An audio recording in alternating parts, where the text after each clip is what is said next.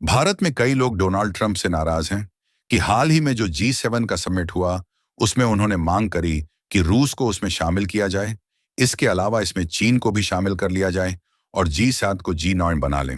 जबकि भारत में गुस्सा इसलिए है क्योंकि 2018 से भारत हर साल इसमें ऑब्जर्वर कंट्री के तौर पर शामिल हो रहा है। सबसे ज्यादा राइट हमारा है G7 का सदस्य बनने का, लेकिन ट्रंप मांग कर रहे हैं कि अमेरिका के कट्टर दुश्मन रूस और चीन इसमें शामिल हों। इसके अलावा पाकिस्तानी सेना प्रमुख आसिम मुनीर को व्हाइट हाउस में बुला लिया डोनाल्ड ट्रंप ने, जबकि इससे पहले यानी कि आसिम मुनीर से पहले बहुत सारे ताकतवर सेना प्रमुख आए हैं जो आसिम मुनीर से भी ज्यादा ताकत रखते थे। उन्हें कभी अमेरिकी राष्ट्रपतियों ने व्हाइट हाउस में ऐसे नहीं बुलाया। इसे देखकर भारत में लोग गुस्सा हैं कि डोनाल्ड ट्रंप मूर्ख हैं, ये तो बेवकूफी कर रहे हैं, भारत के खिलाफ दुश्मनी कर रहे हैं। लेकिन असल में आप डोनाल्ड ट्रंप की इंटेंशन समझिए। जब 20 जनवरी को ट्रंप ने शपथ ली तो उस समय मैंने आपको वीडियो बनाकर बता दिया था कि इस बार डोनाल्ड ट्रंप का मेन टारगेट है अपना नाम इतिहास में दर्ज करवाना। वह हर हाल में चाहते हैं कि अमेरिका की आने वाली पीढ़ियां उन्हें एक महानतम व्यक्ति के तौर पर, एक महानतम राष्ट्रपति के तौर पर याद रखें, और इसके लिए वह हर हद पार करेंगे और वह कर रहे हैं।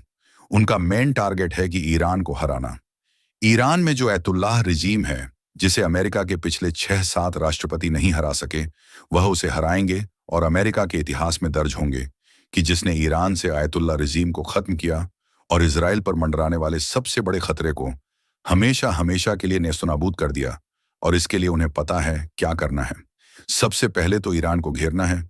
चारों तरफ से, 3 तरफ से वह घेर चुके हैं। चौथी तरफ है पाकिस्तान, जिसके एयरबेस चाहिए। अमेरिका को कल को अगर ईरान पर अटैक करना चाहता है तो अमेरिका चारों तरफ से करेगा, और इसके लिए जरूरी यह है कि जो पाकिस्तानी सेना है उसका साथ दे उसके एयरबेस इस्तेमाल करने। और इसीलिए आसिम मुनीर को आज व्हाइट हाउस में बुलाकर डोनाल्ड ट्रंप ने सेट कर दिया है।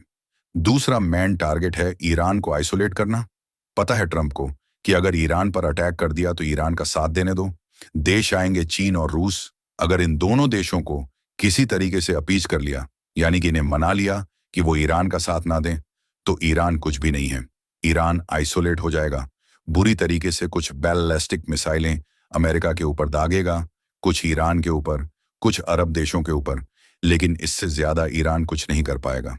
और इसीलिए ईरान पर इजरायली अटैक से पहले आपको याद होगा कि 2 ही दिन पहले अमेरिका ने एक ट्रेड डील कर ली चीन के साथ। इसके अलावा रूस जो अटैक कर रहा है यूक्रेन के ऊपर, उसे भी नजरअंदाज कर दिया।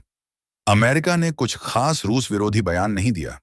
यहां तक पिछले 3 दिनों से जो G7 की मीटिंगें चल रही हैं उसमें उन्होंने कहा कि G7 को G9 बना दो, उसमें रूस शामिल कर लो, चीन शामिल कर लो, यानी कि दोनों देशों को अपीज करने की कोशिश कर रहे हैं। और इसीलिए डोनाल्ड ट्रंप ये पूरा चक्रव्यूह बना रहे हैं, और इसमें वो ईरान को फंसाकर आयतुल्लाह रिजीम को हमेशा हमेशा के लिए खत्म करना चाहते हैं। लेकिन हद अभी असली पार नहीं हुई है। हद तो अब पार होगी। दरअसल आप स्क्रीन पर देखिए, डोनाल्ड ट्रंप ने एक मैसेज दिखाया है दुनिया को, जिसमें इजराइल में तैनात उनके बहुत ज्यादा करीबी दोस्त और इजराइल में अमेरिका के राजदूत ने डोनाल्ड ट्रंप को कहा है कि तुम्हारे पास मौका हैरी ट्रूमन बनने का। दरअसल 1945 में अमेरिका के राष्ट्रपति थे हैरी ट्रूमन, जिन्होंने अमेरिकी सेना को जापान पर परमाणु बम गिराने का आदेश दिया था। इसी के साथ हैरी ट्रूमन इतिहास में एक ऐसे शख्स के तौर पर दर्ज हो गए थे जिसने परमाणु बम चलवाया हो। सेम यही करने की मांग कर रहे हैं अमेरिकी राष्ट्रपति डोनाल्ड ट्रंप के राजदूत जो इजराइल में तैनात हैं कि इतिहास बनाओ, और ऐसा ट्रंप करना शुरू कर चुके हैं। स्क्रीन पर आप देखिए, ट्रंप ने इस बयान के बाद सीधे मांग करी है ईरान से कि अनकंडीशनल सरेंडर करो, यानी कि 1971 में जैसे पाकिस्तानी सेना ने भारतीय सेना के सामने बिना शर्त के हथियार डाल दिए थे, सरेंडर कर दिया था, ऐसा ही सरेंडर चाहते हैं डोनाल्ड ट्रंप ईरान करें। आगे उन्होंने यह भी कहा कि मैं नहीं चाहता कि कुछ हजार अमेरिकी सैनिक मरे या फिर लाखों की संख्या में ईरान के सैनिक मारे जाएं। इससे बेटर यह है कि ईरान अभी सरेंडर कर दे, वो लाखों लोगों की जान गंवाने से बच जाएगा। यानी कि देखा जाए तो डोनाल्ड ट्रंप एक बहुत बहुत ज्यादा बड़े अटैक की जमीन तैयार कर रहे हैं। यकीन मानिए, आने वाले 48 से लेकर 92 घंटे पूरे मध्य एशिया, पूरे मिडिल ईस्ट के लिए ऐतिहासिक हैं। कुछ भी हो सकता है। इन 72 घंटों में अमेरिका कोई इंसेंस स्टेप भी उठा सकता है। बात करें ईरान की तो उसके पास बचने का एक ही रास्ता है कि उसे या तो रूस के सैनिक अपने देश में तैनात करवाने होंगे या चीन के ड्रोन है, क्योंकि ऐसी स्थिति में ही अमेरिका सीधी लड़ाई से बचेगा, वरना इसके अलावा ईरान के पास कोई रास्ता नहीं है बचने का। और ऐसे हालांकि मैं लगातार आपको अपडेट दे रहा हूं। ईरान और इजराइल युद्ध से आप लोग चैनल को सब्सक्राइब जरूर कीजिएगा। Thank you very much for watching.